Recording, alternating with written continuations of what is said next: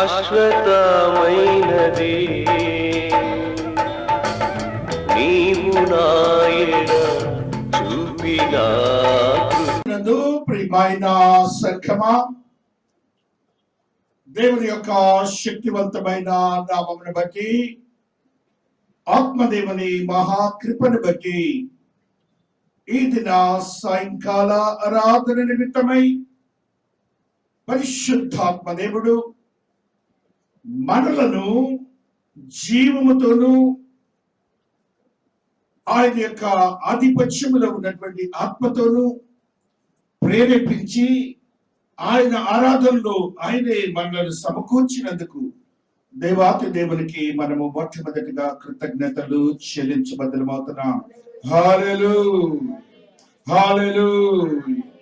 ఆత్మదేవుని మహాశక్తిని బట్టి, ఆత్మదేవుని మహాకృపని బట్టి మనము పరిశుద్ధ గ్రంథములు అనేకములైన సత్యయుక్తమైన మర్మయుక్తమైన ఆత్మీయ బోధలను ప్రతినిత్యము ధ్యానిస్తున్న క్రమంలో ఈ దినములకై పరిశుద్ధాత్మ దేవుడు మనతో మాట్లాడుతున్నటువంటి కొన్ని సత్యములను మన యొక్క ఆత్మీయ జీవితానికి బలపరుచుకునే రీతిగా మన యొక్క పరిశుద్ధతను అత్యంత పరిశుద్ధతలోనికి ప్రవేశింప చేసుకొని నిత్య జీవమునకు మనము వారసులయ్యే దిశలో పయనించులాగున ఆత్మదేవుడు కొన్ని మాటలను మనకు తెలియజేస్తూ ఉన్నారు. దేవాతి దేవుడు ఈ భూలోకములో ఉన్నప్పుడు ఆయన యొక్క ఆత్మీయతతో కూడినటువంటి ప్రతి పరిస్థితిని మనము ప్రతినిత్యము ధ్యానిస్తూ వచ్చాం.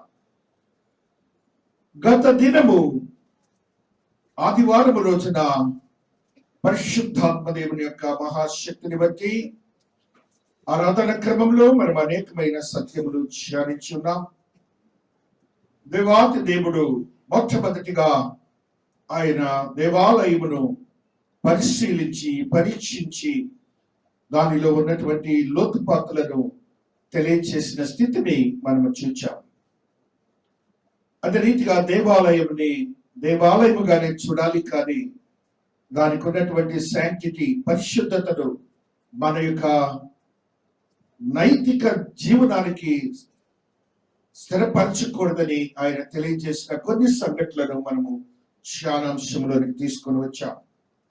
ఇక నిన్నటి దినాన దేవాతి దేవుడు యెరూషలేములో చేసినటువంటి ఒక గొప్ప ప్రయోగము అనగా గొప్ప సాక్ష్యము అనగా ఒక డిమాన్స్ట్రేషన్.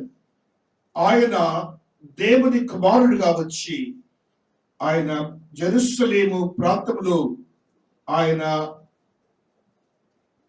జయప్రవేశము చేసినటువంటి ఆ యొక్క ప్రొసెషన్ లో ఉన్న విధానాన్ని కూడా మనం ధ్యానించాం. It was the fact happened on the day. ఆ రోజున జరిగినటువంటి సత్యం అది. ఆ దినం అయింది. సాయంకాల సమయంలో దేవుడు బేతనియకు వెళ్ళినట్లుగా గ్రంథంలో మనం చూస్తున్నాం. ఆయన నైట్ హాల్ట్ అంటారు దాన్ని. బేతనియకు వెళ్ళి ఆయన రాత్రి అక్కడ ఉన్నట్లుగా మనం చూస్తున్నాం. అని వారితో చెప్పి వారిని విడిచి పట్టణం నుండి బయలుదేరి బేతనీకి వెళ్ళి అక్కడ బస చేసెను. దేవుని యొక్క జీవన శైలిని గురించి పరిశుద్ధ గ్రంథంలో లిఖించారు. ఆయన వెళ్ళిన ప్రదేశము యెరూషలేములో ఆయన అనేక సత్యయుక్తమైనటువంటి జ్ఞానాన్ని మానవునికి అందించారు. ఆ పిదప రాత్రి జామున బేతనీకి వెళ్ళి బస చేశారని వాక్యములో సెలవిచ్చారు. బేతనీలో ఎవరుంటారు? బేతనియా ఎన్నిసార్లు దేవాతి దేవుడు వెళ్ళి ఉంటారు? బేతనియా ఎవరికి చెందినది అని మనం ఆలోచించినప్పుడు అకార్డింగ్ టు బైబిల్ 8 times ఆయన బేతనీకి వెళ్ళినట్టుగా రికార్డు ఉన్నది. ఆయన 8 పర్యాయములు బేతనీకి వెళ్ళారు. బేతనీలో ఆయనకు స్నేహితులైనటువంటి ఒక కుటుంబం ఉన్నది. ఇక్కడ ఆ కుటుంబంతో ఆయన ఎప్పుడు ఆయన or rather I can say he used to take rest over there. ఆయన అక్కడ వారితో విశ్రాంతి తీసుకొని అక్కడ ఉన్నటువంటి ఆత్మీయతను వారితో బలపరిచే వారిగా ఉంటారని గ్రంథంలో మనం అనేకంలో చూసాం. ఆ కుటుంబంలో ఉండే వారు ఎవరైతే మరియా, మార్త, లాజరు అని ముగ్గురు ఉంటారు, సహోదరుడు సహోదరులు. ఆ పిదప రాత్రి జామున అక్కడ ఉన్నారు దేవాతి దేవుడు. మరుసటి రోజున అనగా ద ఫాలోయింగ్ డే అనగా సోమవారం రోజు అనగా ఈ రోజు అనగా సోమవారం రోజు అనగా ఈ రోజు దేవుడు బయలుదేరారు. మరలా యెరూషలేముకు బయలుదేరారు. దేవుడు బయలుదేరారు, ప్రయాణం అయ్యారు. ప్రయాణమవుతూ ఆ యొక్క ప్రాంతంలో ఉన్నటువంటి ఒక సంఘటనను మనకు తెలియజేస్తున్నారు. ఆ సంఘటనలో జరిగినటువంటి క్రియ మానవాళి అనగా విశ్వాసులుగా చెప్పబడుతున్న వారందరం కూడా గ్రహించాలి అందులో సత్యాన్ని. దేవుడు ఆదివారం రోజున ఉగ్రతను చూపించారు దేవాలయంలో. ఆయన ఎన్నడూ కూడా ఉగ్రతను చూపించలేదు. వాటిలో ఉన్నటువంటి దేవునికి విరుద్ధమైన క్రియలను విశ్వాసుల్లోనూ అలాగే యాజకుల్లోనూ ఆయన చూచి ఆయన ఓర్వలేక కోపోద్రేకుడై వాటన్నిటిని కూడా నాశనం చేసిన వాడిగా ఉంటున్నాడని వాక్యంలో మనం చూసాం. తద్రీతిగా ఈ దినమున ఆయన కోపోద్రిక్తత ప్రజలకు తెలియచేస్తున్నారు, మనకు తెలియచేస్తున్నారు. ఆయన యొక్క ప్రభావాన్ని మనకు తెలియచేస్తున్నారు. మన విశ్వాస జీవితంలో మనకు ఉండవలసినటువంటి విశ్వాస్యతను గురించి తెలియచేస్తున్నారు. దేవుని యొక్క శక్తిని తెలియచేస్తున్నారు. దేవుని యొక్క ప్రభావంను తెలియచేస్తున్నారు. మనం ఏ రీతిగా ప్రార్థనా జీవితం గడపాలో మనకు కూడా తెలియచేస్తున్నారు. అందులో భాగం ఏంటంటే ఆయన ఒక అంజూరపు చెట్టును చూశారు. ఆయన ఒక అంజూరపు చెట్టును చూశారు. తెల్లవారుజామున ఆయన బేతనీకి వచ్చుచుండగా ఆయనకు ఆకలి అయింది. నా దేవునికి ఆకలి అయిందనే వర్డ్ ఇక్కడ రాశారు. Jesus could get hungry over here. ఆయనకు ఆకలి అయినది అనే మాట బైబిల్ గ్రంథంలో మనం ఎక్కడ చూడం. ఈ ప్రాంతంలోనే మనం చూస్తాం. ఆయన ఆకలి కొనినప్పుడు మానవునికి ఏ రీతిగా ఉండే ఆలోచనలు ఉంటాయో ఆ రీతిగానే ఆయనకు ఆలోచన ఉన్నది. ఏమన్నా దొరుకుతుందేమో ఆహారానికని ఆయన వెతికిన వాడుగా ఉంటున్నాడు. అక్కడ ఒక అంజూరపు చెట్టుని ఆయన చూశారు. చూడండి, అక్కడ 18వ వచనాన్ని చదువుకుంటూ వస్తున్నాం. ఉదయమందు పట్టణమునకు మరలా వెళుచుండగా ఆయన ఆకలి కొనెను. నా దేవునికి ఆకలి అయింది. సర్వ సృష్టికర్త అయిన నా దేవునికి ఆకలి అయింది. సృష్టిని సృష్టించినటువంటి ఈ సృష్టి యజమానుడికి ఆకలి అయింది. ఆకలైతే ఆయనకే ఆ ఆకలి తీరలేదు. చూడండి నెక్స్ట్ క్వశ్చన్. అప్పుడు త్రోవ ప్రక్కన ఉన్న ఒక అంజూరపు చెట్టును చూచి దాని యొద్దకు రాగా దాని యందు ఆకులు తప్ప మరి ఏమీ కనబడలేదు. కనుక దానిని చూచి ఇక మీదట ఎన్నటికి నీవు కాపు కాయ కుందువు గాక అని చెప్పారు. తక్షణమే ఆ అంజూరపు చెట్టు ఎండిపోయాను. చాలా జాగ్రత్తగా మీరు ఈ యొక్క ఇన్సిడెంట్ లో ఎపిసోడ్ లో శక్తిని మీరు చూడాలి. ఈ ఎపిసోడ్ లో జరిగినటువంటి శక్తిని మీరు చూడాలి.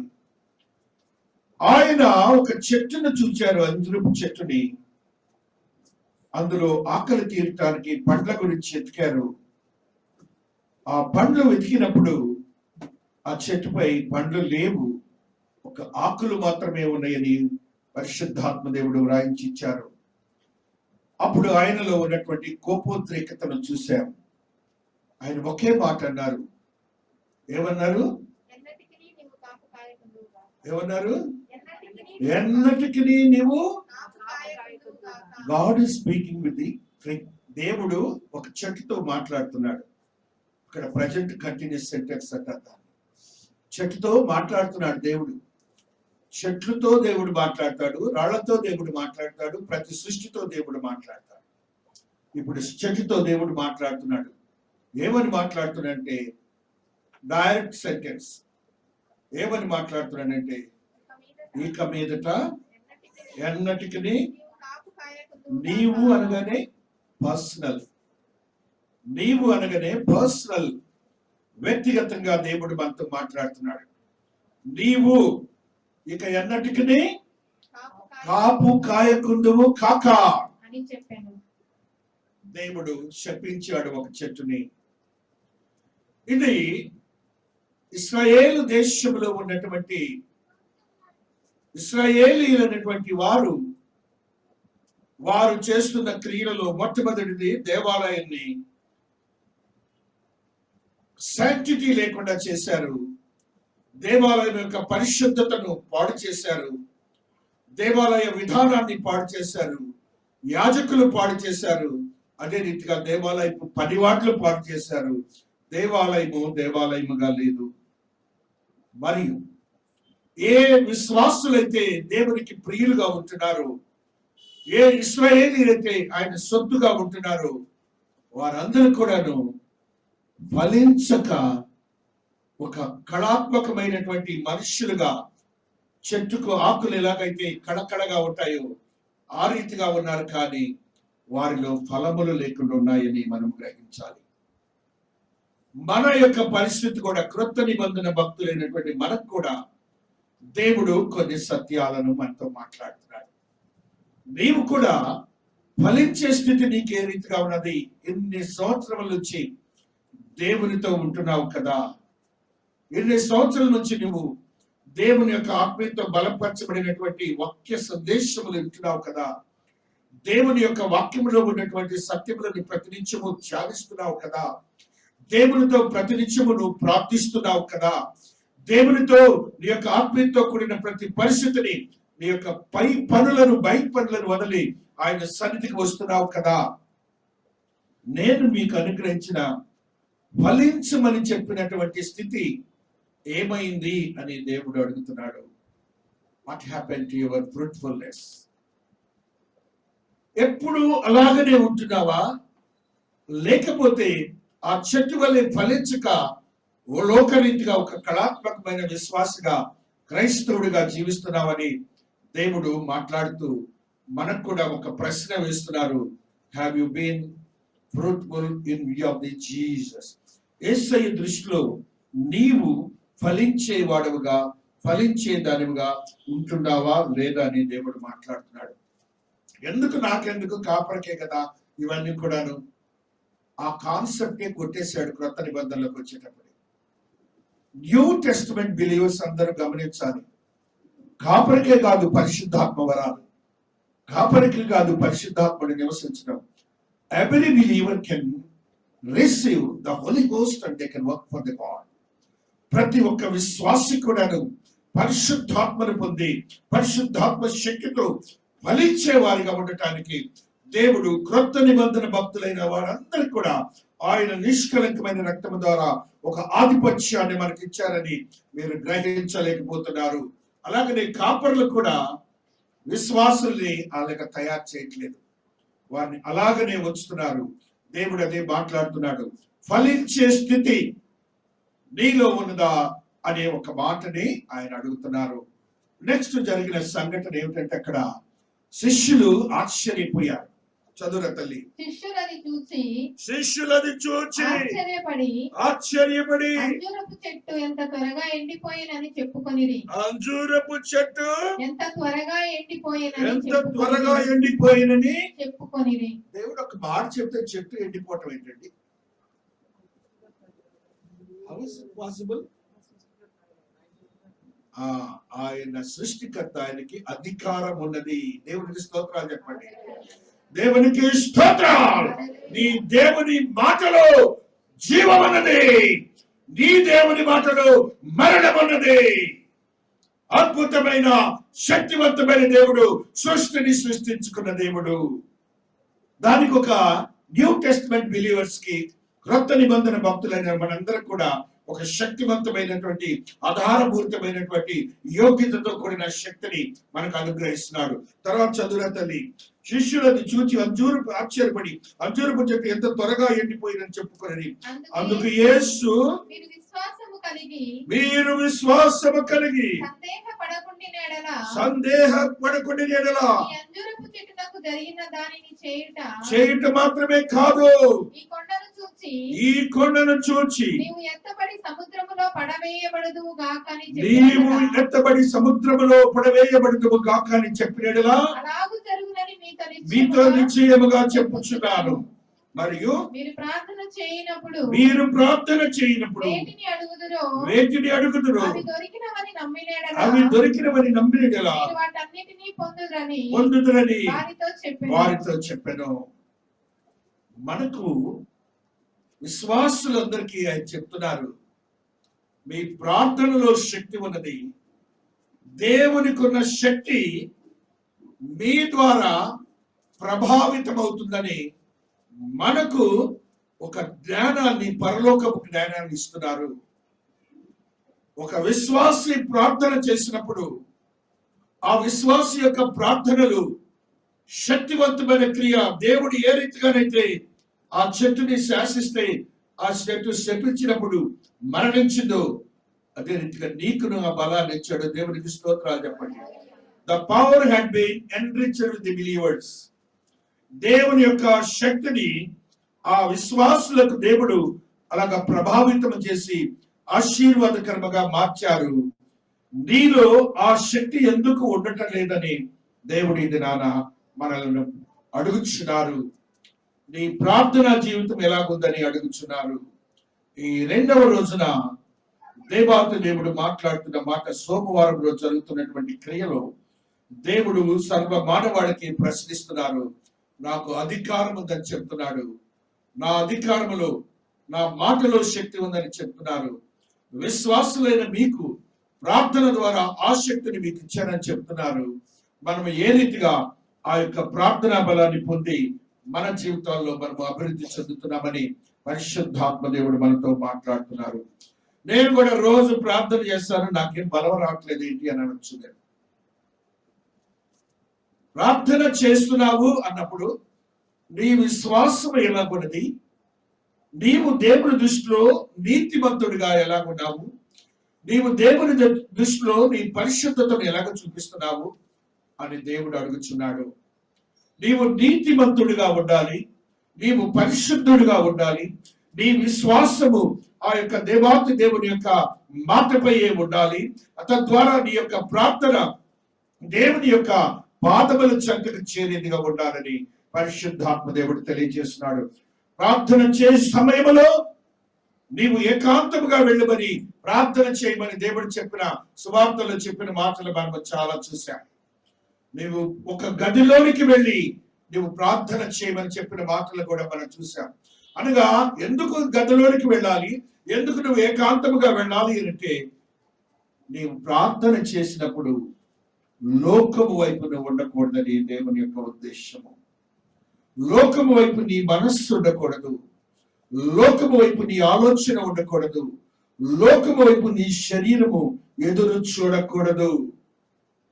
కాబట్టి ప్రార్థనా సమయంలో నీవు దేవుని సన్నిధిలో ఉండే ఆలోచనే కలిగి ఉండాలని దేవాతి దేవుడు మనతో మాట్లాడుతూ వస్తున్నారు.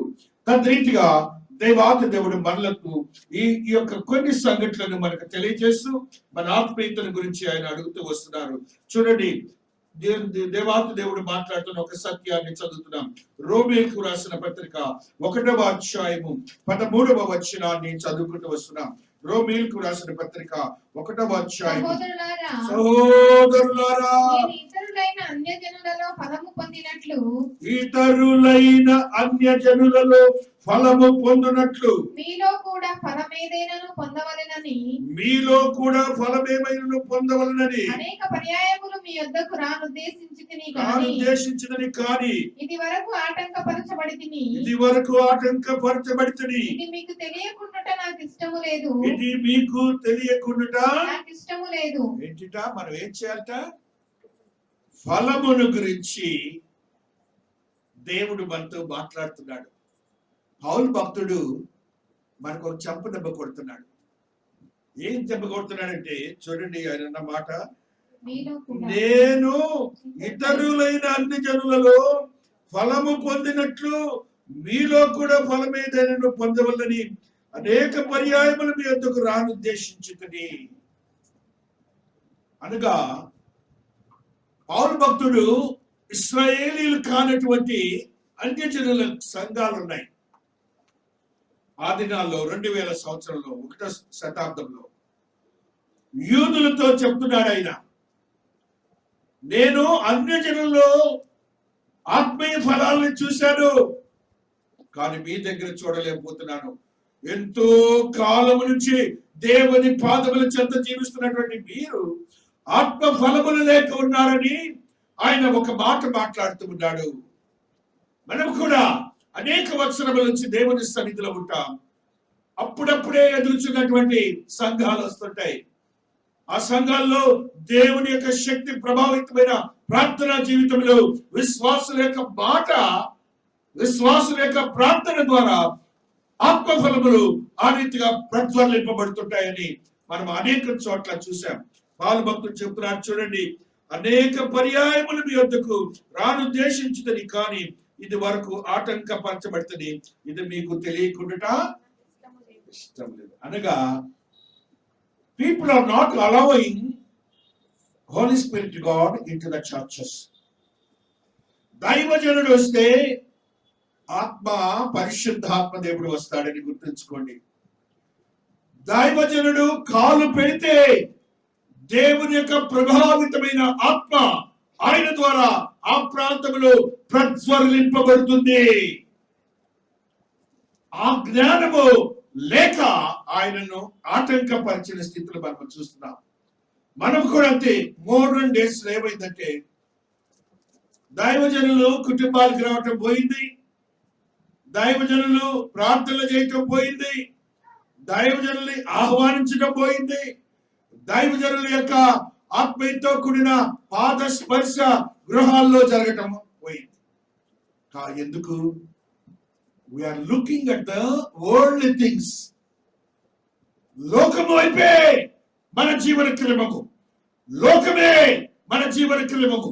పరిశుద్ధత లేని జీవితాలు, పరిశుద్ధతతో కూడిన స్థితి కుటుంబాల్లో నిలుపుకోలేకపోతున్నామని పరిశుద్ధాత్మ దేవుడు అన్యుడైనటువంటి వారి దగ్గర ఉన్న శక్తిని చూసి పౌలు మనతో మాట్లాడుతున్న మాటని చూస్తున్న 16వ అధ్యాయంలో ఈ యొక్క అన్యజనుల యొక్క సంఘముల గురించి ఆయన స్పష్టంగా చెప్తున్న 4వ వచనము 16వ అధ్యాయము, వారు నా ప్రాణము కొరకు ప్రాణములను ఇచ్చుటకైనను తెగించిరి మరియు వారి ఇంట ఉన్న సంఘమునకు వందనములు చెప్పుడి. నేను మాత్రము కాదు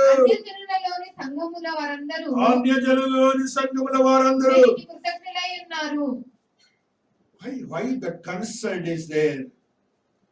ఎందుకు రెండిటిని డిఫరెన్షియేట్ చేసి పరిశుద్ధాత్మ రాయిస్తున్నాడు? అనేక వత్సరములుగా ఉన్నటువంటి సంఘాలు, అప్పుడే రక్షణలోనికి వచ్చిన సంఘాలు, వారు అంటున్నారు కృతజ్ఞతాస్తుతులు చెల్లించమని అంటున్నారు. ఆయన చెప్పినటువంటి 2 మనుషుల గురించి 3వ వచనం చదువున తల్లి. క్రీస్తు యేసునందు నా జత పనివారైన ప్రిస్కిలకును అకులకును. ప్రిస్కుల అకుల అనే మాటని మనం ఎప్పుడు వింటూనే ఉంటాం. ప్రిస్కుల అకుల అనే వారు భార్య భర్తలుగా ఉంటున్నారు. వారు ఎలాంటి వారంటే పౌలు అనే గొప్ప భక్తునికి అక్షరాభ్యాసము చేసినటువంటి వారు. పరిశుద్ధ గ్రంథంలో ధర్మశాస్త్రంలో ఉన్న దాగి ఉన్నటువంటి సత్యాలను బోధించినటువంటి భార్యాభర్తలుగా ఉంటున్నారు. వారు దైవజనులను ఆహ్వానించే వారుగా ఉంటున్నారు. వారి యొక్క ఆత్మీయతతో కూడినటువంటి బలముతో పౌలు భక్తుడు అనేకమైన సత్యములు ఈ యొక్క లోకానికి మనకు అనుగ్రహించిన వాడిగా ఉంటున్నాడు. ఆయన తెలియజేసిన మాటని మనము చూసినప్పుడు మన సంఘం అన్ని జనుల సంఘంకి వస్తుందా, లేకపోతే ఏ సంఘం కింద వస్తుంది? మన అన్ని జనుల సంఘం కింద వస్తుంది. దేవునికి స్తోత్రాలు చెప్పండి. దేవునికి స్తోత్రాలు. దేవుని మహాకృపను బట్టి ఇంతకుముందు బైబిల్ ఎవరు చదివారు? కరుణాకర్ చదివారు. ప్రార్థన ఎవరు చేశారు? కావ్య చేసింది. వీళ్ళిద్దరు ట్విన్స్. వీళ్ళిద్దరూ అన్ని జనుల కుటుంబం నుంచి వచ్చిన వారు. వాళ్ళిద్దరు చిన్నపిల్లల నుంచి ఈ యొక్క సంఘంలో ఎదిగిన వాళ్ళు. వాళ్ళ ప్రార్థన చదవటం చూశారు కదా, వాళ్ళ అమ్మగారి ప్రార్థన చూశారు కదా. దేవుడు అన్య జనుల చేత పరిశుద్ధాత్మ శక్తితో మాటలు మాట్లాడిస్తాడని మనము గ్రహించాలి. 50 ఏళ్ళ చర్చికి వెళ్తారు. మా పేరెంటల్ చర్చెస్ ఉన్నాయి. అట్ల గురించి నేను పేర్లు చెప్పను. ప్రార్థన చేయమంటే నవ్వుతో ప్రార్థన అయిపోతాయి. వాక్యం చదవమంటే బైబిల్ తేలేదు. బైబిల్ తేరు కోట్లో ఇంట్లో. అన్ని జనుల సంఘాలు వేరు, అది మందే. చూడండి, దేవుడికి స్తోత్రాలు చెప్పండి. చిన్న బిడ్డల సాక్ష్యం ఇస్తున్నారు. దేవునితో నడిచే వాళ్ళు బైబిల్ దారు. మా తాత వాళ్ళు, ముత్తాత వాళ్ళు మేము క్రిస్టియన్స్ అని చెప్పుకుంటారు. దేనికి?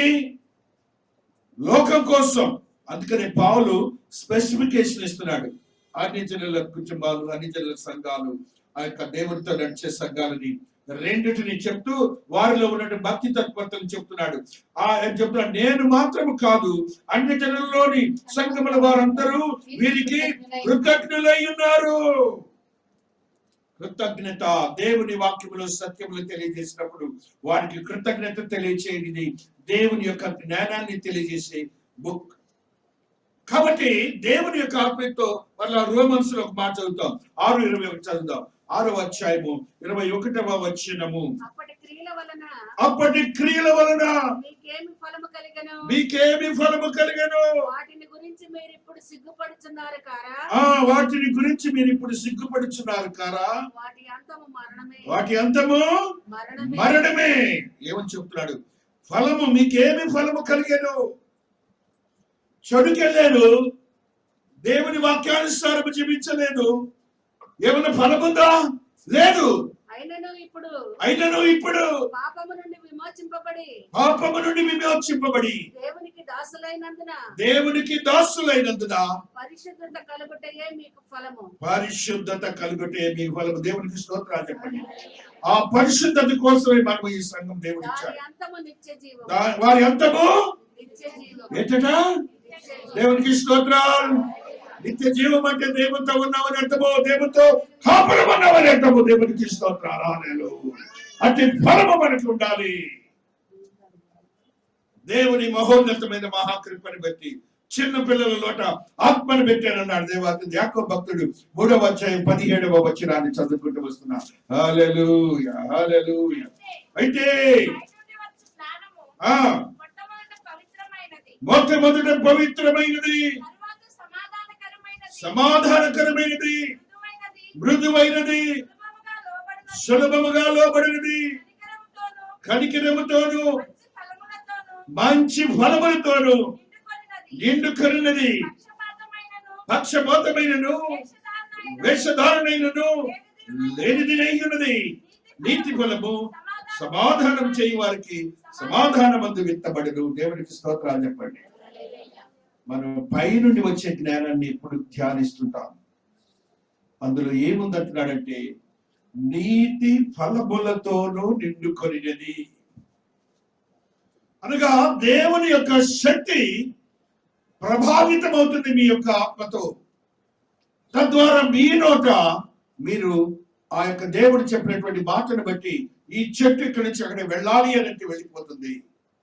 అది జరుగుతుందంటే ఒకవేళ అనుకుందాం ఈ రోగము నయమవ్వాలి అంటే ప్రార్థన చేస్తే నయమైతే దాన్ని ఆశ్చర్యమా, అద్భుతము కాదా? ఆ శరీరంలో ఉన్న సాతానుడు వెళ్ళాలి అని ప్రార్థన చేస్తే వెళ్ళిపోవటం అద్భుతం కాదా? అది నీ నోట పెట్టాడు దేవుడు. అది నీ నోట పెట్టాడు దేవుడు. చూడండి, ఆ యొక్క సంఘంలో ఉన్నటువంటి పెద్దలని వారు చేసిన ప్రార్థన ఎలాగున్నదో. 14వ వచనము 5వ అధ్యాయము యాకోబు పత్రికలో ఉన్న ఈ సత్యాన్ని చూడండి. మీలో ఎవడైనను రోగి అయి ఉన్నాడా? అతడు సంఘపు పెద్దలను పిలువనెప్పవలెను. వారు ప్రభువు నామమున అతనికి నూనె రాసి అతని కొరకు ప్రార్థన చేయవలెను. విశ్వాస సహితమైన ప్రార్థన ఆ రోగిని స్వస్థపరచును. ప్రభు అతని లేపుడు. అతడి పాపములు చేసిన వాడైతే ఎంత గొప్ప శక్తినిచ్చాడు సంఘ పెద్దలకి, విశ్వాసులకి ఎంత శక్తినిచ్చాడు దేవుడు. ఎందుకు మనం ఈ ఫలాల్ని పొందుకోలేకపోతున్నాం? That's what the question God is putting us today. Straight గా చెబుతున్నాడు. ఏ రీతిగానైతే ఆ యొక్క అంజూరపు విక్టరీతో మాట్లాడాడు, నీవు అని మాట్లాడాడు, నీతో కూడా మాట్లాడుతున్నాడు, నాతో మాట్లాడుతున్నాడు. ఏమైంది? నీలో ఫలములు లేని విశ్వాస జీవితం ఎందుకు? నీవు నాకు దత్తపుత్రత్వం ఇచ్చి నిన్ను కుమారుడిగా చేసుకున్నాను కదా అంటున్నాడు. నిన్ను సొత్తుగా చేసుకున్నాను కదా అంటున్నాడు. నా రక్తముతో నిన్ను శుద్ధీకరించి పవిత్రపరచాను కదా అంటున్నాడు. నా గాయపడిన శరీరం ద్వారా నీకు స్వస్థత ఇచ్చాను కదా అంటున్నాడు. ఏమైంది ఇదంతా కూడాను? What happened? All these things have been futile. ఇవన్నీ కూడాను వృధా అయిపోయినాయి మన జీవితాల్లో. ఇక మీదట అలా ఉండకూడదు. దేవుని జడ్జిమెంట్ కి, తీర్పుకి మనము we should not be the party to the judgment of the God, a curse of the God. దేవుని యొక్క శాపానికి మనము పాత్ర వహించకూడదని దేవుడు మాట్లాడుతున్నాడు. ప్రొద్దున వారు మార్గమున పోవచ్చుండగా అంజూరపు చెట్టు వేళ్ళు మొదలుకొని ఎండి ఉండుట చూచిరి. అప్పుడు పేతురు సంగతి జ్ఞాపకమునకు తెచ్చుకొని బోధకుడా, ఇదిగో నీవు శపించిన అంజూరపు చెట్టు ఎండిపోయినని ఆయనతో చెప్పాను. అందుకు యేసు వారితో ఇట్లా నేను దేవుని యందు విశ్వాసం ఉంచుడి. అంతే. Faith is the answer. మన లాస్ట్ 2 వీక్స్ క్రితం మన faith, grace and the position of the right. కృప, విశ్వాసము, నిజ స్వరూపము అనే అంశాన్ని మనం గత వారంలో దాయించాం. కాబట్టి విశ్వాసము జరుగుతుందనే విశ్వాసం ఉండాలి. అర్హత లేనిది ఇవ్వగల శక్తి ఆయనకు ఉంది. నీకేమో జరుగుతుందనే విశ్వాసం ఉండాలి. అర్హత లేకపోయినా ఇచ్చే శక్తి కృప ద్వారా నీకు వస్తుందని గ్రహించాలి. అదే ఒక నిజ స్వరూపం. దేవుని మహోన్నతమైన మహాశక్తి ఆ రీతిగా నీకు కూడా ప్రార్థన ద్వారా, విశ్వాసం ద్వారా ఇచ్చాడని నీవు గ్రహించాలని క్రొత్త నిబంధన భక్తులైన మనం అందరం కూడాను దేవునికి ఎంతగానో వందనస్తులు అవుతున్నాం. హల్లెలూయా. సౌమ్య ఇర్మియా భక్తుడు రాస్తున్నాడు ఒక సత్యాన్ని. 12వ అధ్యాయము 10వ వచనమును చదువుకుంటూ వస్తున్నాం. కాపర్లనేకులు చెరిపివేసి ఉన్నారు, నా సొత్తును త్రొక్కివేసి ఉన్నారు, నాకు ఇష్టమైన పొలమును పాడుగాను. 10వ వచనమురా, పాడుగాను ఎడారిగాను చేసి ఉన్నారు. ఇప్పుడు పాడు చేయగా అది పాడై నన్ను చూచి దుఃఖించుచున్నది. దాన్ని గూర్చి లేడు కనుక అదంతా ఇక మొత్తం టైం లేదు కాబట్టి ఇప్పుడు ఎవరంటే దీన్ని పాడు చేసింది? బస్ వాళ్ళు సంఘానికి రారేమో, కఠినంగా చెప్తే పరిశుద్ధత నీతిగా ఉంటే మీరు రావద్దు అంటారేమోనని ఆ వాక్యం చెప్పరు. పరిశుద్ధంగా ఉంటే నీకు విశ్వాసంతో అద్భుతమైన కార్యాలు నీకు చేస్తాడు కదా. నువ్వు చేయాలి, చేస్తేనే దేవునికి ఇష్టం. నువ్వు ఫలించాలి, దేవునికి ఇష్టం. నువ్వు ఫలించాలి. నీ నోట ఇంట్లో వాళ్ళు ఒప్పుకోవట్లేదు, చర్చికి రాలేదంటే నువ్వు విశ్వాసంతో ప్రార్థనతో నీతిగా చేస్తే, ఆ ఇంట్లో ప్రార్థన చేస్తే, ఆ ఇంట్లో నీకెవరైతే రానివ్వనంటున్నారో వారు నిన్ను ప్రేమించి ఆయనే తీసుకొని వచ్చిపోతాడు. ప్రార్థనలో అంత శక్తిని గ్రహించండి. మనస్సులను మార్చే శక్తి ప్రార్థనలో ఉన్నది. నువ్వు ఎప్పుడైతే ఆ యొక్క బలాన్ని పొందుతావో నీ దేవుడు అక్కడ మహిమ పరచబడతాడని గ్రహించాలి. దేవుడికి ఒకసారి స్తోత్రాలు చెప్పండి.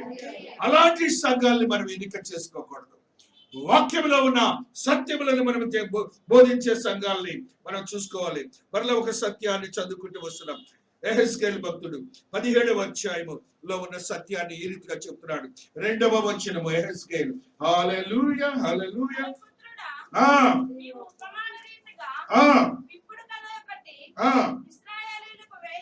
ఇశ్రాయేలుకు వేయము. ఎట్లనగా యెహోవా సెలవిచ్చినదేమనగా నానా విధములకు రెక్కలను, ఈకెలను, పొడుగైన పెద్ద రెక్కల గల ఒక గొప్ప పక్షిరాజు లెబనాను పర్వతములకు వచ్చి ఒక దేవదారు వృక్షం కొమ్మను పట్టుకొనిను. అది దాని లేత కొమ్మల చిగుళ్ళను తుడిచి వర్తక దేశమును కొనిపోయి వర్తకులను ఒక పొరమందు దానిని నాటెను. మరియు అది దేశపు విత్తనములలో కొన్ని తీసుకొని పోయి గన్నేరు చెట్టును నాటినట్లుగా విస్తారము వారు నీరు కలిగి బాగుగా సేద్యము చేయని భూమిలో దాన్ని నాటెను. అది చిగిర్చి పైకి పెరుగగా విశాలముగా కొమ్మలతో అల్లుకొని గొప్ప ద్రాక్షవల్లి అయ్యను. దాని కొమ్మలు ఆ పక్షిరాజు పైన అల్లుకొని చుండెను. దాని వేళ్ళు కిందికి తనచు అలాగున ద్రాక్ష కోపంగా వర్ధిల్లి రెంబలు వేసెను. అలాంటిది ఏమైందంటే ఫలించే స్థితి లేకుండా బ్యారన్ ట్రీ అయిపోయింది. దేవుడు ఒప్పుకోడు. నీ విశ్వాస జీవితం కూడా నువ్వు రక్షించబడటమే మాత్రం కాకుండా దేవుని యొక్క ప్రభావితమైన శక్తిని నువ్వు చూపించాలి. నీ ప్రార్థన ద్వారా దేవుడు ఒక అద్భుతమైన శక్తివంతమైన మాటని మనకు అక్కడ తెలియజేస్తున్నాడని దేవుడు వారైతే ద్రాక్షవల్లితో ఇశ్రాయేలుని దేవుడు పోలుస్తాడు, యూదుల్ని దేవుడు పోలుస్తాడు. ఆ స్థితి కోల్పోయిన స్థితి చూసి ఆ యొక్క విక్టరీని అనగా అంజూరపు చెట్టుని దేవుడు శపించినట్లుగా మనం చూస్తాం. వారందరూ ఎలాంటి వారంటే దేవుని వాక్యానుసారం జీవించే బిడ్డలుగా ఉంటున్నారు. వారు చేసిన క్రియలు ఒకసారి చూస్తాం. నెహెమ్యా భక్తుడు 10వ అధ్యాయము 35వ వచనాన్ని చదువుకుంటూ వస్తున్నప్పుడు నెహెమ్యా భక్తుడు 35 హల్లెలూయా హల్లెలూయా 10వ అధ్యాయము నెహెమ్యా 10 మరియు నా భూమి యొక్క ప్రథమ ఫలములను సకల వృక్షముల ప్రథమ ఫలములను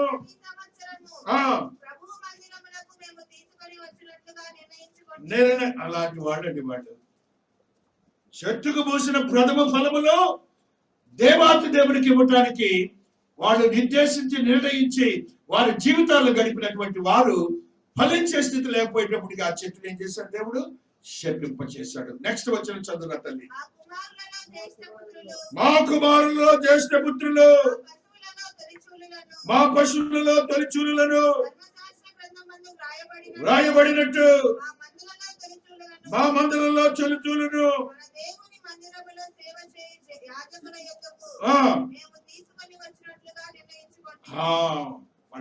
ఫస్ట్ సన్ని దేవుని కొరకు సిద్ధపరిచినటువంటి ఆ ఫలాన్ని ఇవ్వడానికి సిద్ధపరిచినటువంటి వారు. ఏ ఫలం అయితే ఉన్నదో దేవునికి మొట్టమొదటిగా ఇవ్వడానికి పెట్టుకునే వారు ఫలించే కుటుంబాలుగా ఉన్నాయి. అయితే దేవుడు ఆ చెట్టును చూసేటప్పటికి ఆయన కోపం వచ్చేసింది. ఇలాంటి వాళ్ళకి ఈ చెట్టులాగా ఫలించుకున్నారని ఆయన వెదతో శపించినట్లుగా చూస్తాం. ఆ 27 చదువురా. ఇదియు గాక మీ పిండిలో ప్రథమ ఫలము ప్రతిష్టాపన సకల విధములైన వృక్షముల ఫలములు ద్రాక్షారసం నూనె మొదలైన వాటిని మా దేవుని మందిర గదిలోనికి యాజకులకు తెచ్చినట్లుగాను మా భూమి పంటలో 10వ వంతులు లేవీలకు తీసుకుని వచ్చినగాను ప్రతి పట్టణంలో ఉన్న మా పంటలో 10వ వంతులు ఆ లేవీలకు ఇచ్చినట్లుగాను నిర్ణయించుకుంటుంది. It was the style of a living of the Levites as well as the Israelites. ఆ రీతిగా ఫలించే వారుగా ఉంటారు. ఫలించే స్థితిని దేవుడికి అర్పించి వారు దేవుని కొరకు పనిచేసిన వారుగా ఉన్నారు. మనం ఎలాగుంటున్నాం, మన నీతి ఫలాల్ని ఏ రీతిగా మనం చేసుకుంటున్నామని కొన్ని మాట చదువుకొని ముగించుకుంటాం. హోషియా భక్తుడు ఒక మాటను తెలియజేస్తున్నాడు. 9వ అధ్యాయము 16వ వచనాన్ని చదువుకుంటూ వస్తున్నాం. హోషియా 9:16లో చనిపోయెను. ఆ, వారు ఫలమియ్యరు. ఆ, వారి పిల్లలు కన్యను. ఆ. వారి గర్భనిధిలో నుండి వచ్చే సొత్తును నేను నాశనము చేసేదను. నేను నాశనం చేసేదను. వారు నా దేవుని మాటలను ఆలకించలేదు కనుక ఆలకించలేదు కనుక ఆయన వారిని విసర్జించెను. ఆయన వారిని విసర్జించను. వారు దేశము విడిచి అన్య జనులలో తిరుగుదురు. ఇలాంటి మనస్తత్వం దేవుడిది. ఫలించే వారిగా ఉండాలి. ఆ రీతిగా ఉండదని ఆత్మదేవుడు మాట్లాడుతున్నాడు. మరి యొక్క సత్యము ఇర్మియా 29:17 ఈ సత్యాన్ని రాటన్ ట్రిక్స్ అని మాట్లాడతాడు. హల్లెలూయా. సైన్యములకు అధిపత్యగు యెహోవా ఇలాగు సెలవిచ్చుచున్నాడు. ఆ. నేను వారి మీదకి ఖడ్గమును, ఖడ్గమును, క్షామమును, క్షామమును తెగులును పంపుచున్నాను. పంపుచున్నాను. కుళ్ళి కేవలము చెడిపోయి కుళ్ళి కేవలము చెడిపోయి దినసత్యము కాని ఆ అంజూరపు పండ్లను ఆ అంజూరపు పండ్లను ఒకడు పారవేయునట్లు ఒకడు పారవేయినట్లు నేను వారిని అప్పగించుచున్నాను. నేను వారిని అప్పగించుచున్నాను. మొన్న జరిగింది ఇదే కదా. మొన్న జరిగింది ఇదేగా. కుళ్ళిన అంజూరపు పండ్లు పారేసినట్లు శవాలన్నీ ఎలా పారేసారు చూసారుగా. టీవీలో బాగా చూస్తుంటారుగా. దేవుని యొక్క ఫలములు లేకపోతే చెంపదెబ్బ కొడతాడు దేవుడు. మనం తెలిసిన తర్వాత కూడా అది ఏదో లేదని ఉండొద్దు. దేవుని విషయంలో మాత్రము తెలుగు వాడు ఒక కలుక్కెలు వాడు చేచాతగా ఉండొద్దు అంటారు. Easiness no no no no particular గా ఉండండి. దేవుడు స్పష్టంగా చెప్తున్నాడు. ఆయన మాటతోనే ఒక విక్టరీ ఆ యొక్క వ్రేళ్లతో సహా ఎండిపోయినట్టు చెప్తున్నాడు. ఆయన మాటతో చెప్తున్నప్పుడు అడిగినప్పుడు ప్రార్థన చేయండి మీరు కూడా చేస్తారంటున్నాడు. ఆ ప్రార్థన ద్వారా ఒక అద్భుతమైన శక్తిని మీరు చూడబోతున్నారు అంటున్నాడు. దేవాతి దేవుడు మాట్లాడుతున్న ఒక సత్యాన్ని చదువుకొని మనం ముగించుకుందాం. హల్లెలూయా. స్తోత్రం స్తోత్రం స్తోత్రం. జకరియా 8వ అధ్యాయము 12వ వచనము. హల్లెలూయా. ఆ ఆ ఆ మంచి కురియను ఆ ఆ మీరన్నిటినీ నేను మీకు ఇచ్చేదను.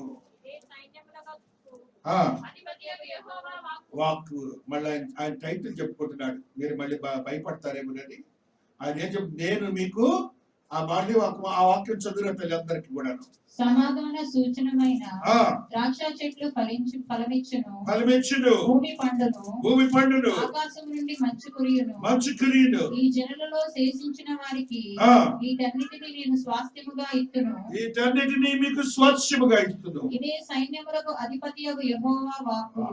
ఫలిస్తే ఆత్మీయంగా ఫలించినప్పుడు దేవునితో సమీపమైనప్పుడు నీ ప్రార్థనకు శక్తి ఒకటి మాత్రమే కాకుండా ఈ లోకంలో ఉన్నటువంటి ప్రతి ఒక్క ఫలాన్ని దేవుడు నీకు అనుగ్రహిస్తానని చెప్తున్నాడు. తద్రీతిగా ఆయన ఉగ్రతకు మనం రేపు రాబోతున్నటువంటి ఉగ్రతకు మనం పొందొద్దు. ఆయన అదే మాట చెప్తున్నాడు. ఆయన నీ యొక్క ప్రార్థన ద్వారా విశ్వాసంతో ప్రార్థించినప్పుడు ఆ కొండ ఇక్కడ నుంచి వెళ్ళమంటే వెళ్ళిపోతుందనే మాటని అక్కడ రాశాడు. అది రేపు 2వ రాకడలో ఆయన చేయబోతున్నటువంటి ఆ యొక్క రాకడ సమయంలో ఒలీవల కొండ మీద ఆయన కాలు పెట్టినప్పుడు ఆ కొండ ఎలాగ 2గా చీలుతుందో మీరు రేపు చూడబోతున్నారు. అందులో శక్తి 14:4 ఈ మాట నేను చదువుతాను. ఆ దినమున జకరియా 14:4 ఆ దినమున యెరూషలేము ఎదుట తూర్పు తట్టున ఒలీవ కొండ మీద ఆయన పాదములు ఉంచగా ఒలీవ కొండ తూర్పు తట్టునకును పడమ తట్టునకు నడిమికి విడిపోయి సగము కొండ ఉత్తరము తట్టుకును సగము కొండ దక్షిణము తట్టుకును జరుగును కనుక విశాలమైన ఒకటి ఇట్లా చెట్టుని ఆయన మరణానికి నాశనానికి గురి చేశాడు. అలాగనే ఆయన పాదములో అంత శక్తి ఉన్నది. కొండ సైతము 2గా చీలబోతుంది పాదం పెడితేనే. అంత శక్తివంతమైన దేవుడు నీ దేవుడు, అంత అధికారం గల దేవుడు నీ దేవుడు. ఆయన విశ్వాసంతో నీటితో పరిశుద్ధంతో జీవించు. దేవుడు నిన్నును నీ కుటుంబాన్ని నీ బిడ్డలను ఆశీర్వదించి ఫలింప చేయబడును గాక. ఆమేన్ ఆమేన్. నేటి ఆరాధనలో చివరి ప్రార్థన నేను దాసురాలు అమూల్య సహోదరి కృపా